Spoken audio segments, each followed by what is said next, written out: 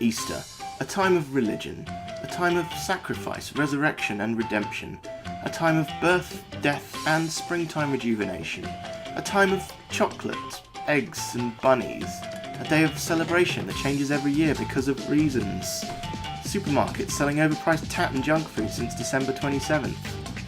Where was I going with this? The Billy Hatcher and the Giant Egg! Good morning! When the Nintendo GameCube launched in early 2002, Sega was still reeling from the tragic discontinuation of the Dreamcast in 2001 and was trying to make some hard, fast cash by porting a lot of its back catalogue, such as Crazy Taxi, Shenmue 2, Space Channel 5, Phantasy Star Online and Sonic Adventure 2, to the Xbox, PlayStation 2 and GameCube. And while Sega were still producing brand new, not to mention critically acclaimed, games such as Super Monkey Ball, Jet Set Radio Future and Panzer Dragoon Orta, Sonic Team didn't produce a whole lot aside from the aforementioned ports and updates to existing games. And while a new Sonic game was in production, namely Sonic Heroes, which came out in 2004, Sonic Team needed something to release the previous year, something new and fresh.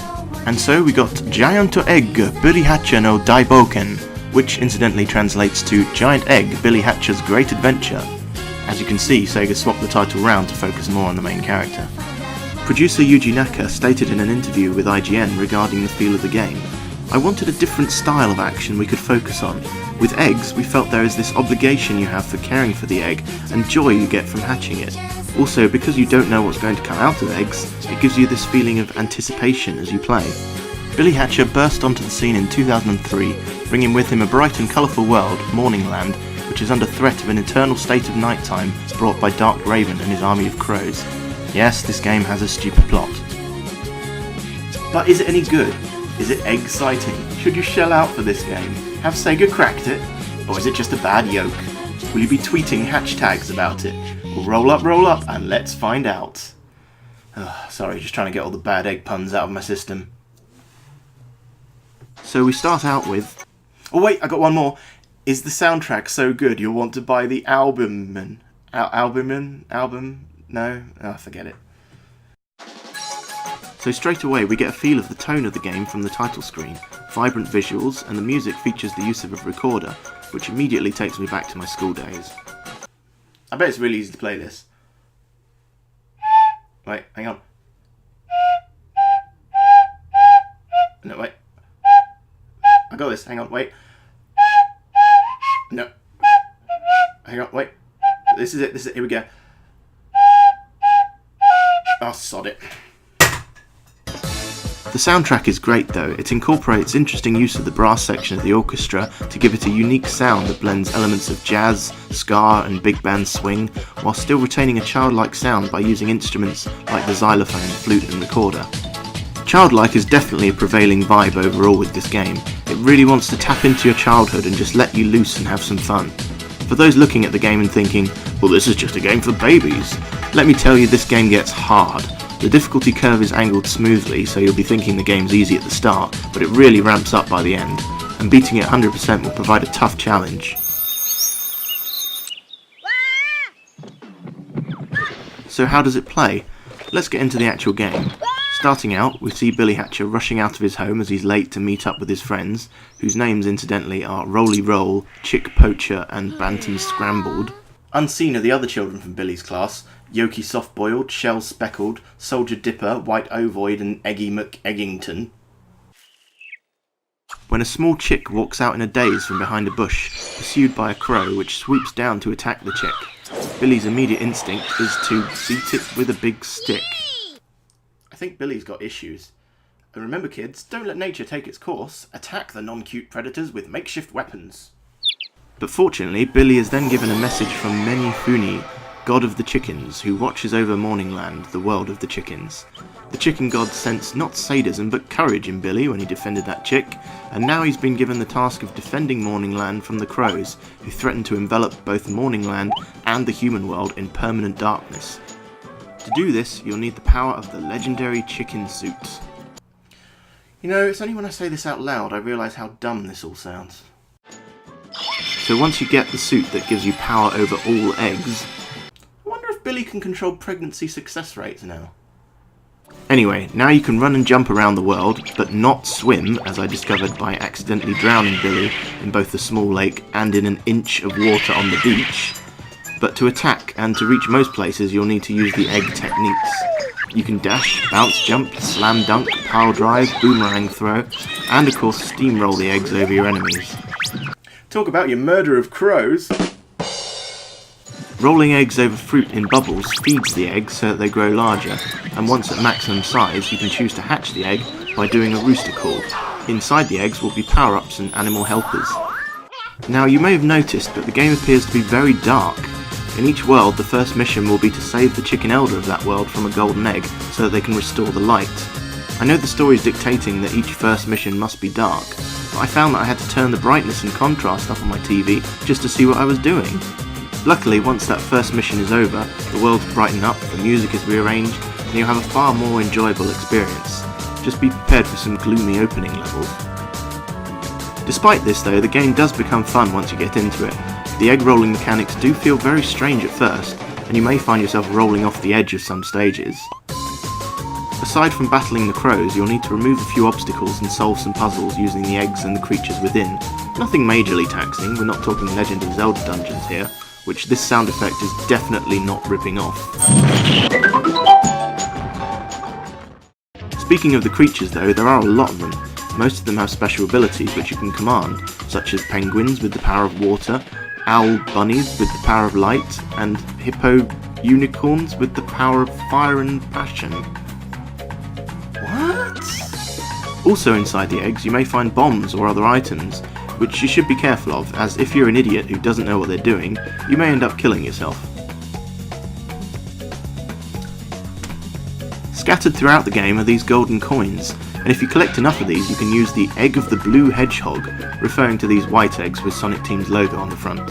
From these eggs you'll be able to hatch some special guest creatures, such as a Chow, Knights, Knuckles, or even the Blue Blow himself. Gotta go hatch! These chicks appear throughout the game, and the amount of help they actually provide does vary. This one explains how the crows use strange powers to transform into other animals. This one tells you one thing and then declares himself to be like a walking library. This one tells you that not only do you need to find a switch, but you need to press it as well. And this little chap is upset at how he can't play outside anymore if morning doesn't come. Hashtag Morningland problems. Completing a mission such as rescuing the chicken elder will net you one emblem of courage. Or at least it does when you retrieve it from the awkward location he puts it in. Seriously? I'm literally stood right in front of you and you can't just give it to me? What a cock.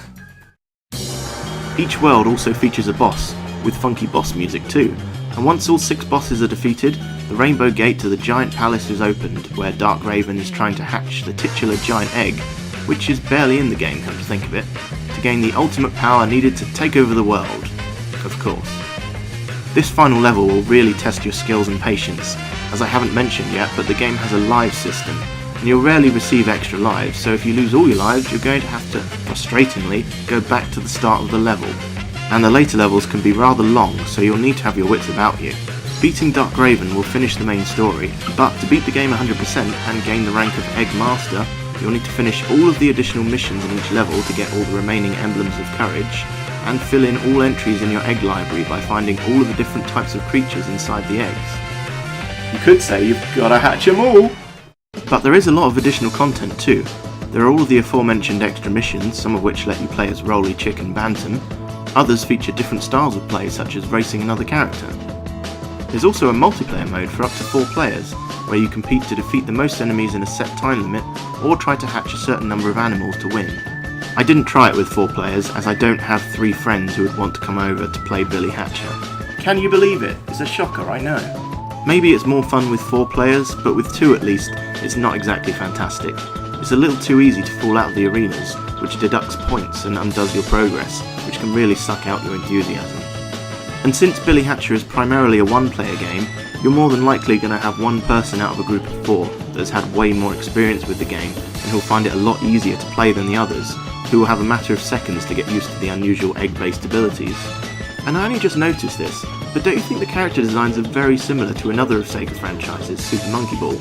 You've got the male and female regular characters, the gender-neutral child, and the big strong guy. Maybe it's just a coincidence, but I reckon someone was cutting a few corners here. Anyway, there's one more feature to unlock. You can download minigames to a Game Boy Advance, as you can see from this terrible footage I recorded. There are 5 minigames obtained by hatching specific eggs in the main game. Well, right off the bat, one of them's an easy version of another, so that's cheating straight away. There's basically 4. So we have Choo Choo Rocket Challenge, which I guess you could consider to be a demo version of the full Choo Choo Rocket game for Game Boy Advance. However, despite this, it actually contains 25 levels. For anyone who hasn't played it, you have to guide the mice, or choo-choos, to the rocket using arrow floor panels to direct them whilst avoiding obstacles like bottomless pits and cats, or kapu-kapus. Good stuff. But, as I said at the time... Say something profound. That's not as good as the Dreamcast version.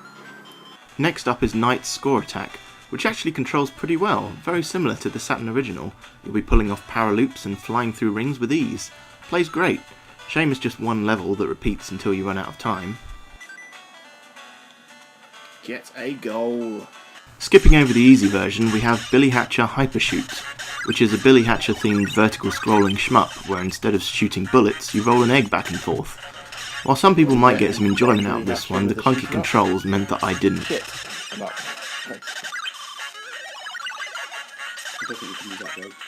And lastly we have Puyo Pop. While it is very bare bones, the core gameplay of Puyo Pop is just as fun as it ever was. Anyone who's played Puyo Pop or Dr. Robotnik's Mean Bean Machine before should get a kick out of it, although you may find yourself struggling to tell apart some of the Puyo colours on the GBA's screen. Can't really see which colour. One thing I did notice though is that excluding the Billy Hatcher minigame, all of the other games have full versions on the Game Boy Advance, except for Knights. Could this mean that a GBA version of Knights was in the works at some point? Probably not, but it's something to think about. And that just about covers everything. Billy Hatcher and the Giant Egg isn't for everyone. Young children probably won't be able to finish it, and some adults won't be able to get past the childish presentation, but those that can will be rewarded with a unique experience and many hours of entertainment. Just be aware there may be a couple of hours of frustration thrown into the mix as well. To give you an example, check out this cannon from the Pirate Isle stage. Firstly I fired it by accident, causing instant death. Then the chick tells me I need to aim carefully, the trick being to aim just above the flag.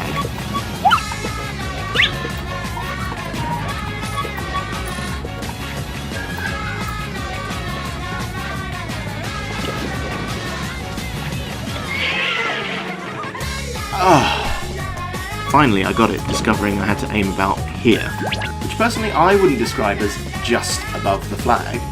Then you come to this skull cave, and you go into the cannon thinking, aha, I know the right height I need for this.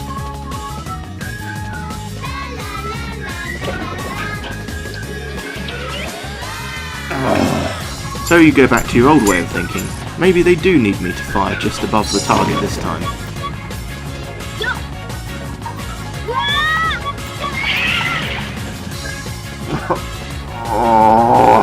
But don't let that put you off too much though.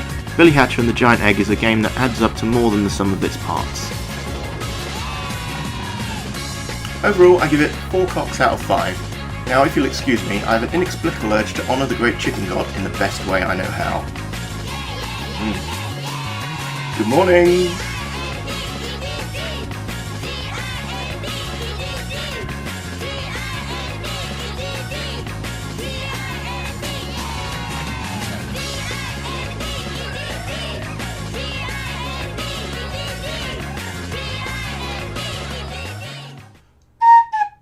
Wait, hang on. Wait.